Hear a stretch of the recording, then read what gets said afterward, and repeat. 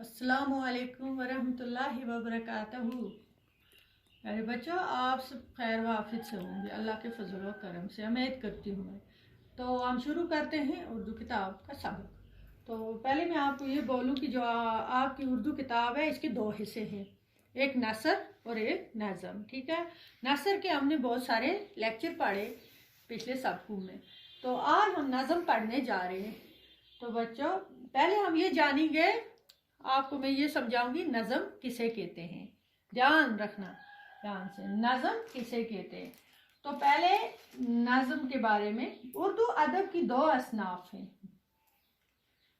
एक नसर और उर्दू नज़म यानी उर्दू शायरी। बच्चों, जिस मौजू पर हम बात करने जा रहे हैं वो उर्दू नज़म है। ठीक है, उर्दू नज़म है।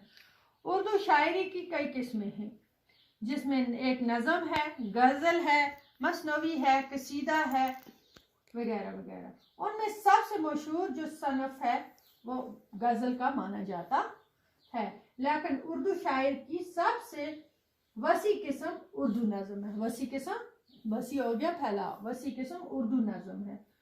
तो हम देखेंगे कि उर्दू नज़म क्या होती है। नज़म के लग़वी मायने है तरतीब देना, तरतीब देना यानी रब्त ज़ब्त, रब्त देना, तरतीब से चलना, तो वगैरह। तो बच्चों,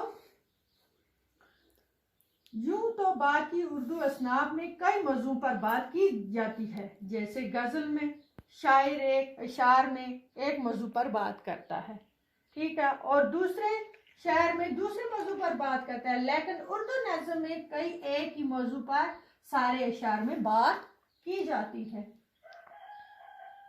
तो बच्चे, जो उर्दू नज़म है वो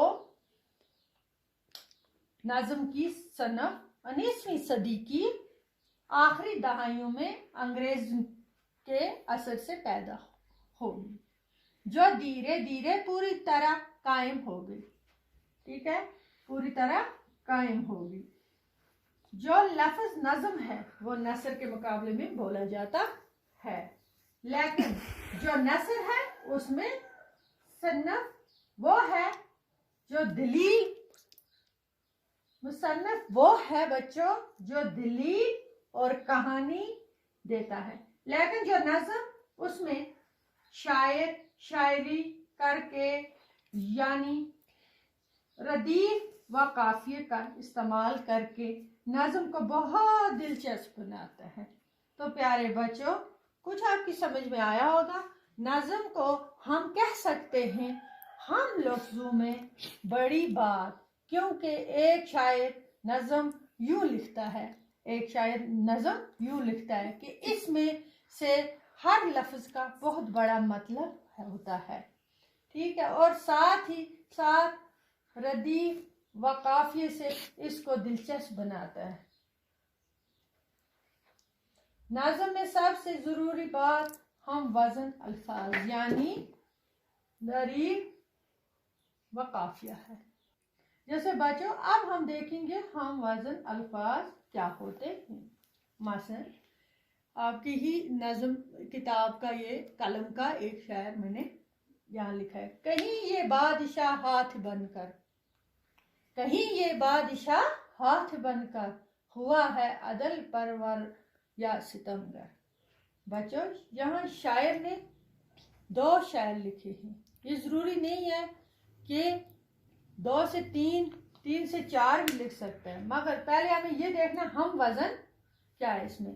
जैसे कहीं ये बादशाह हाथ बनकर हुआ है अदल परवर या सितमगर, बनकर या सितमगर, ये हम वज़न अल्फाज इनको ही कहते हैं। जैसा मैं आपको बोलती हूँ इसमें 2 शायर हैं, ये ज़रूरी नहीं है 2 ही लिखे, किसी में 3 भी लिखता है, 4 भी लिखता है। तो बच्चों, आज आपको नज़म का समझ में आ गया होगा नज़म किसे। अगले लेक्चर में हम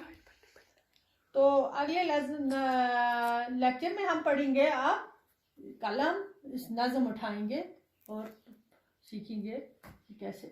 क्या आज आपको समझ में आया होगा। अल्लाह हाफिज़।